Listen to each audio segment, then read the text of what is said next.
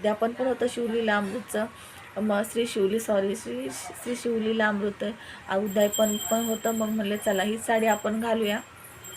आणि ब्लाउजाचं तुम्हाला गेल्यावर सांगितलेलंच आहे की ब्लाऊज पहिली बारीक होते, आत्ता जाडी झालेली आहे. तर पहिल्याचे ब्लाऊज एकही होत नाही, होतात पण हाताला वगैरे होतात, पण असे वर चढतात, मग ते बरोबर वाटत नाही घालायला. आणि हे बघू शकता मी तुम्हाला सारखे 2-3 वेळेस येऊन आहे ना फेस दाखवत आहे जवळ येऊन. तर माझा फेस बघू शकता, तुम्हाला ग्लो दिसत असेल. तुम्ही म्हणता ताई क्रीम लावली का, फेस वॉश लावलं का, काय लावलं? तर मी काहीच लावलेलं नाही ताईनं, फक्त लिपस्टिक लावलेली आहे आणि टिकली लावलेली आहे, बस. काहीच लावलेलं नाही. तुम्हाला फेसमध्ये फरक दिसत असेल अगोदरचं आजचं, तर एका दिवसातच एवढा फरक आलेला आहे.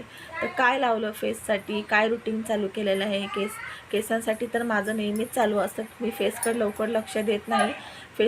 केसच फक्त मला महत्त्वाचे असं वाटतात. पण आता म्हणले चला फेसकडे पण थोडंसं लक्ष द्यावं, आपण फेसकडे दुर्लक्ष करतो.